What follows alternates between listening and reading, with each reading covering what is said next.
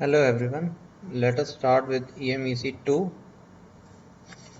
Unit 1. Unit 1 is all about synchronous machines. First of all, we will study about constructional features, then armature winding, EMF winding, winding coefficients, equivalent circuit and its phasor diagram, armature reaction, OCSC test, voltage regulation using synchronous impedance method, then voltage regulation using MMF method, Porteous triangle method, then parallel operation of generators, operation on infinite bus, and lately we will study about synchronizing power and synchronizing torque coefficients. First of all, let us start with construction of synchronous machines. Construction of synchronous machines. Any machine that is composed of two components, mainly the stator part and the rotor part. Stator, that is the stationary part of the machine, which looks static and does not move at all. It carries the armature winding in which the voltage is generated. In case of synchronous generators, the voltage of the output of the machine is taken from the stator. In case of motors, the rotor, second part is the rotating part of the machine and produces the main field or flux. Now, the important parts of the machine are basically the stator part and the rotor part, and the third part is miscellaneous part. Miscellaneous is all other than these parts. The additional components required to intact the motor is known as miscellaneous. Let us begin with stator. Stator is the stationary part of the machine, which includes stator frame, the stator core, the stator winding, and the cooling arrangement if available. Number one, that is the stationary frame. Stationary frame, it is the outermost covering of the body made up of cast iron which protects the inner parts of the machine. जो बाहर की covering होती है, outer most covering, ठीक है, synchronous generator है, outer most covering होगी जिसके ऊपर हम सारे के सारे पोल्स एज वेल एज पोल फेसेस लगाते हैं, उस चीज को हम कहते हैं स्टेटर फ्रेम, ठीक है। इसके बाद stator core. Stator core is made up of silicon steel material. It is made from number of stamps which are insulated from each other. Its function is to provide easy path for magnetic lines of forces and accommodate the stator. अब इसमें दो चीजें हैं. सबसे पहली चीज ये है कि स्टेटर कोर जो है उसमें फ्लक्स ट्रैवल करता है या मूव करता है. जब फ्लक्स मूव करता है तो फ्लक्स जब मूव होगा, अगर हम सॉलिड मटेरियल के अक्रॉस फ्लक्स को मूव करेंगे तो eddy current losses and hysteresis losses होते हैं. तो in order to reduce these losses हम क्या करते हैं, हिस्टेरेसिस लॉस को रिड्यूस करने के लिए हम स्टील लैमिनेशंस का यूज करते हैं. यानी कि हम जो स्टेटर कोर है हमने उसको पतले पतले सेगमेंट, थिन सेगमेंट्स में डिवाइड करके देन उसको कंपोज किया हुआ है, यानी कि उसको जोड़ा हुआ है. तो एक स्टेटर फ्रेम हमें मिल जाता है bye thin steel लैमिनेशंस made up of silicon steel.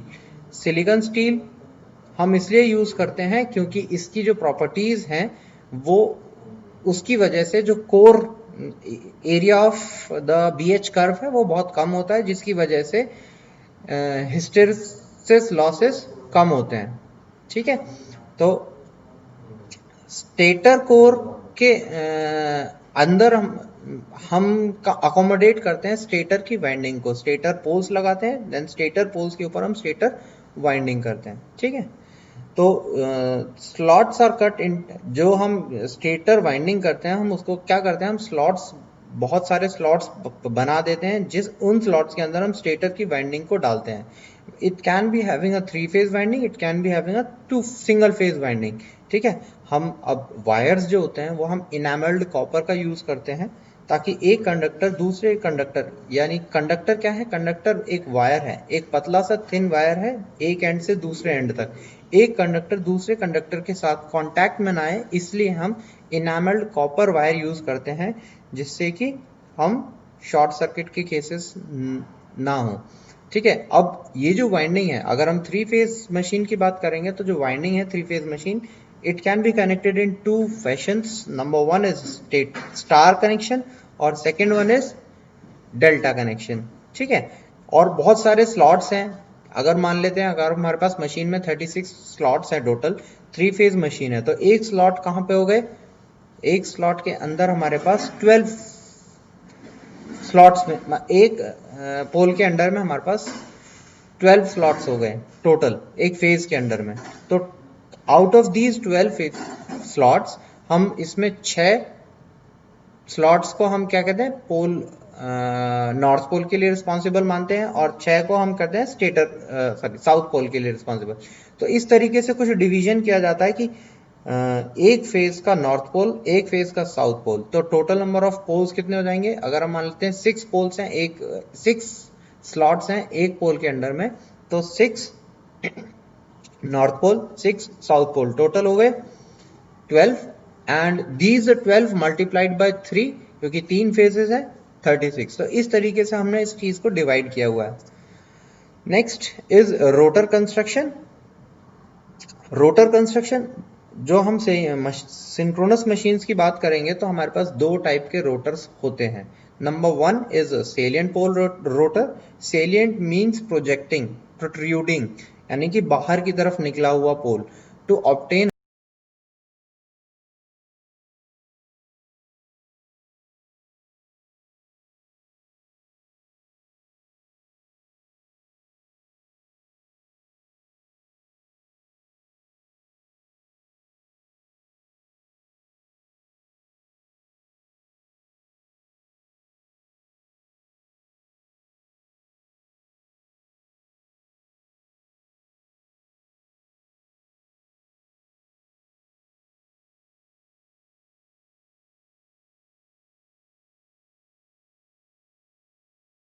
High speed of operation. तो हम very high speed of operation के लिए हम इन पोल्स का यूसेज करते हैं. Normally these alternatives are preferred for hydel thermal plants, steam operations. ठीक है. एंड इनका जो हमारा एक्सेल लेंथ होता है, एक्सेल लेंथ कम होता है एंड हमारा डायमीटर जो होता है वो छोटा होता है, एक्सेल लेंथ बड़ा होता है. Sorry, axial length is large in capacity compare to hydel plants.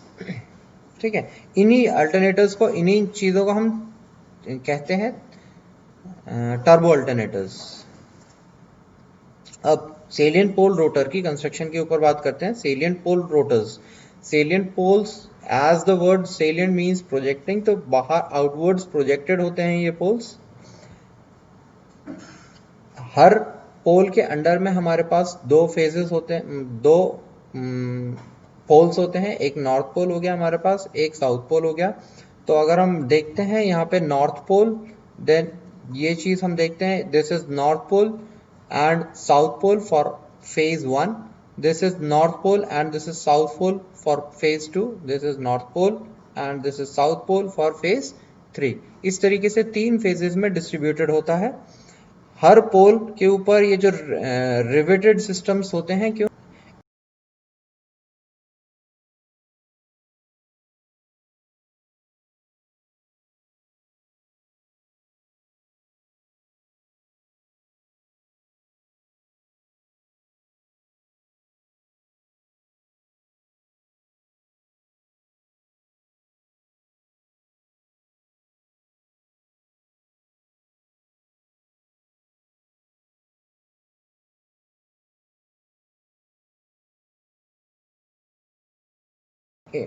Compensation winding का यूज करते हैं. यहाँ पे कंपनसेशन वाइंडिंग कहीं मेंशन नहीं है. Later on we will discuss about this thing कि कंपनसेशन वाइंडिंग क्या होती है.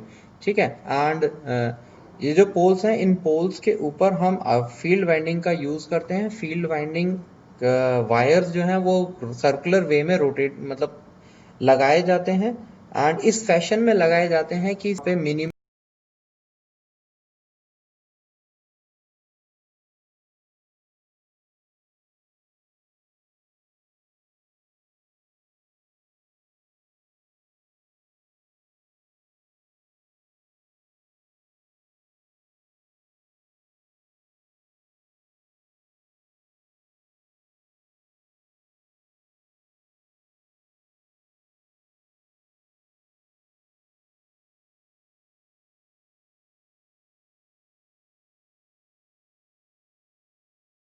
एयर गैप लाइन बनाते हैं.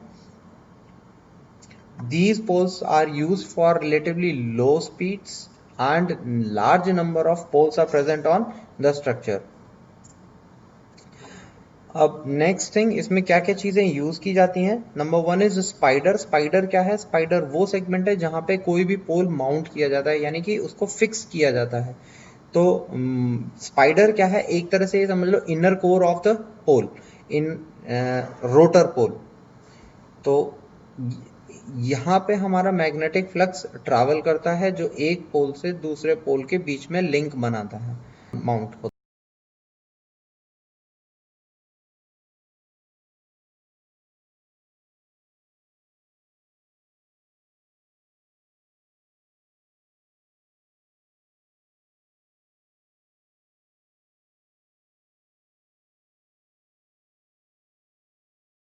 है. Next is pole core and pole shoe. ये जो पूरा ऑप का सेगमेंट है, नॉर्थ पोल या साउथ पोल, वो वाला पूरा सेगमेंट वहां पे फिक्स किया जाता है जिससे हमारा फील्ड जनरेट की जा सके. ठीक है. बेसिकली जो पोल्स हैं वो यहाँ पे फील्ड जनरेट करने के लिए यूज किए जा रहे हैं. एंड ये पोल्स आपकी high intensity of flux produce करते हैं with minimum amount of voltage. कोशिश ये रहती है सभी की. The field winding and exciting winding. Field winding का जो फील्ड पोल्स पे लगाई गई है, इन मतलब रोटर के कोर्स पे लगाई जाती है, वो हमारी फील्ड वाइंडिंग हो गई है. And direct current flows DC, इन पोल्स के ऊपर हम डीसी का यूज करते हैं. Next is damper winding. Damper winding जो पोल फेसेस पे हमने की है, पोल फेसेस पे डैम्पर वाइंडिंग करने का रीजन क्या है? Since the synchronous machines are not self starting, जैसा कि हमने फर्स्ट ईयर में पढ़ा भी होगा कि सिंक्रोनस मशीन सेल्फ स्टार्टिंग नहीं होती हैं, specially single phase and three phase दोनों ही नहीं होती हैं. तो इन मशीन को कुछ हद तक सेल्फ स्टार्टिंग बनाने के लिए हम डैम्पर वाइंडिंग का यूज करते हैं. तो damper windings are basically used for the starting of the machines. Damper winding का काम क्या है? एक तरह से रोटर का केज बनाना, प्रोवाइड करना, जिससे कि हमारी मोटर सेल्फ स्टार्टिंग हो सके. नेक्स्ट इज नॉन सेलिएंट और सिलेंड्रिकल टाइप रोटर. हमारा जो सेकेंड टाइप ऑफ रोटर जो अवेलेबल है वो कुछ इस टाइप का होता है. फॉर एग्जाम्पल आप साइड में देख सकते हैं कि आपके अगर ऊपर वाला रोटर जो है वो 2 पोल रोटर है, नीचे वाला 4 पोल रोटर है.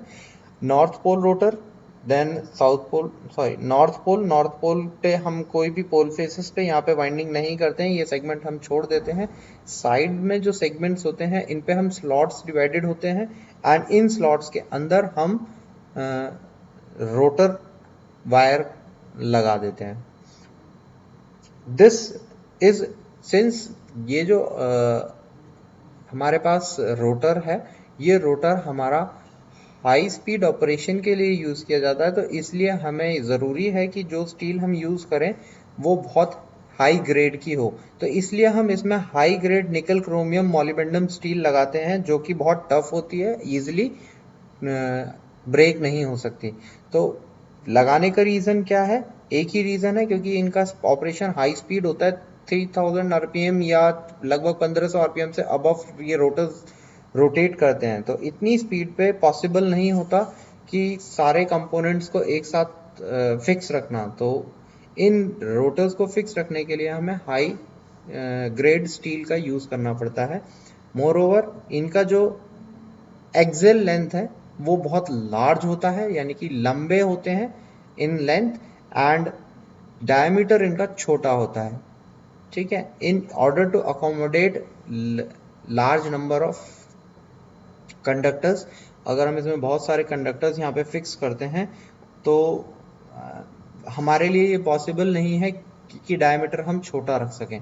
तो इसलिए यहाँ पे क्या किया जाता है, उसकी एक्सियल लेंथ को बढ़ा दिया जाता है. तो एक्सियल लेंथ बढ़ने के साथ साथ जो ईएमएफ प्रोड्यूस्ड है, the amount of flux generated is also increased. तो जब फ्लक्स जनरेटेड इंक्रीज हो गया, फ्लक्स पर एरिया हमने इंक्रीज कर दिया, तो EMF induced in the length of the conductor is increased, which results in lower in reduction of the diameter of the cylindrical rotor. ठीक है, नॉर्मली जो हम ये जो रोटर्स होते हैं 2 से 4 पोल के लिए यूज करते हैं, हाई मैकेनिकल स्ट्रेंथ होती है इनके पास एंड नॉइजी ऑपरेशन परफॉर्म करते हैं। ये एक चीज़ है, ये जो अल्टरनेटर्स होते हैं या ये जो जनरेटर्स होते हैं ये हमारे नॉइजी ऑपरेशन परफॉर्म करते हैं। They are driven by gas turbines और स्टीम टर्बाइंस। ठीक है, एंड ये जो होते हैं large number of ratings from 10 MVA to 1500 MVA तक हम इनका यूज़ करते हैं। ठीक है, तो हाई स्पीड ऑपरेशंस की वजह से इन्हें हम टर्बो अल्टरनेटर्स भी कहते हैं। नेक्स्ट, जो हमारा जो कोर रोटर है वो क्या क्या किन चीज़ों से कंपोज होता है? Number 1 is rotor core. Rotor core पे क्या है? Again that is steel laminated rotor course हम यूज़ करते हैं ताकि हम लॉसेस रिड्यूस कर सकें। आउटर पेरीफेरी पे, रोटर के आउटर पेरीफेरी पे हम क्या स्लॉट्स डिवाइडेड होते हैं, उन स्लॉट्स में हम वाइंडिंग को हाउस करते हैं, रखते हैं। ठीक है, रोटर वाइंडिंग्स हाँ, और एक्साइटिंग वाइंडिंग, रोटर की जो स्लॉट्स हमने बनाए हैं उनके अंदर जो वाइंडिंग डाली गई है या उन्हें फिक्स किया जाता है। ठीक है, बेसिकली वहाँ पे डीसी सप्लाई प्रोवाइड करनी है तो हम एक पर्टिकुलर पोल फैशन में अरेंज करते हैं एंड उसी तरीके से लगाते हैं, डिज़ाइनिंग करते हैं हम रोटर की कि एक साइड हमारी इंटायर नॉर्थ पोल जनरेट हो और एक साइड हमारा इंटायर साउथ पोल जनरेट हो। Next is my slip rings. Slip rings कहाँ प्रोवाइड करते हैं? ऑन द शाफ्ट, शाफ्ट पे प्रोवाइड करते हैं। क्यों? क्योंकि स्लिप रिंग्स हम यूज करते हैं to provide the DC supply to the rotor. Since rotor is rotating तो हम स्लिप रिंग्स की हेल्प से हम उस कंपोनेंट स्लिप रिंग्स पे हम डीसी सप्लाई प्रोवाइड कर देते हैं, जिससे हम कार्बन ब्रशेस से उसे सप्लाई प्रोवाइड करते हैं ऑन द स्लिप रिंग्स। तो कार्बन ब्रशेस हम सप्लाई प्रोवाइड करने के लिए यूज कर रहे हैं on slip rings. Slip ring से हम यहाँ पूरा का पूरा जो रोटर वाइंडिंग है उसको कनेक्ट कर देते हैं। Miscellaneous parts are like brushes, bearings and shaft. ये ब्रशेस यूज करना, कार्बन ब्रशेस जो अभी हम बात कर रहे थे, वो भी एक पर्टिकुलर ग्रेड के होने चाहिए, पर्टिकुलर कार्बन के होने चाहिए। क्यों? Because they have to be conducting. अगर नॉन कंडक्टिंग हो जाएंगे तो हमारा मशीन नहीं चलेगी। तो कंडक्टिंग बनाने के लिए हम ग्रेफाइट इज द कार्बन, तो carbon brushes as a graphite use किया जाता है। मोर ओवर कुछ टाइम के बाद कार्बन ब्रशेस धीरे धीरे घिस जाते हैं, तो they need to be repaired frequently. ठीक है, बियरिंग्स शाफ्ट पे लगाई जाती है, एक मूविंग और रोटेटिंग फिक्स पार्ट को, एक रोटेटिंग पार्ट और एक फिक्स पार्ट को मैच करने के लिए। शाफ्ट बीच में लगाई जाती है जिस पे हम रोटर डिज़ाइन करते हैं। सारा का सारा हमारा रोटर शाफ्ट पे होता है। ठीक है, तो हमारी जो मशीन है कुछ इस तरीके से दिखेगी। We can see it over here. तो यहाँ ध्यान से अगर हम देखें तो यहाँ पे हमारे पास एक नॉर्थ पोल है, एक साउथ पोल है। अल्टरनेटिवली ये वाइंडिंग्स 3 फेज सप्लाई है, तो यहाँ पे 3 फेज सप्लाई कुछ इस तरीके से डिवाइडेड होगी। जो पिंक पार्ट है दीज आर नॉर्थ पोल, जो ब्लू पार्ट है दिस इज साउथ पोल। तो एक पोल की बात करें तो नॉर्थ पोल, इसके अपोजिट में, डायगनली अपोजिट में at the last end south pole होगा। इसी तरीके से second phase, then third phase, इस तरीके से हम तीनों फेजेस डिजाइन करते हैं। सिंस यहाँ पे भी हम देख सकते हैं total number of north poles are 6, total number of south pole are 6, total number of poles is 12। ठीक है, तो यानी कि ये हर पोल मतलब हर फेज में हमारे पास 2 पोल्स हैं, 4 पोल्स हैं। हर फेज के अंदर हमारे पास 4 पोल हो गए, 2 नॉर्थ पोल 2 साउथ पोल, इस तरीके से। तो ये 4 पोल्स पर फेज हमारे यहाँ पे मशीन स्ट्रक्चर है। तो इसी तरीके से हम यहाँ नीचे भी देख सकते हैं कि हमारा एक side north pole then south pole है। इस north pole south pole, north pole south pole, इस वाइंडिंग कॉन्फ़िगरेशन को हम कहते हैं हेट्रोपोलर सिस्टम। हेट्रोपोलर सिस्टम का यूज करने के बाद फाइनली हम यहाँ पे north pole then south pole, north pole then south pole, इस तरीके से ईएमएफ जनरेट करके हम यहाँ पे स्लिप रिंग्स की हेल्प से डीसी सप्लाई ले लेते हैं। तो ये हमारा क्रॉस सेक्शनल व्यू है ऑफ माई मशीन।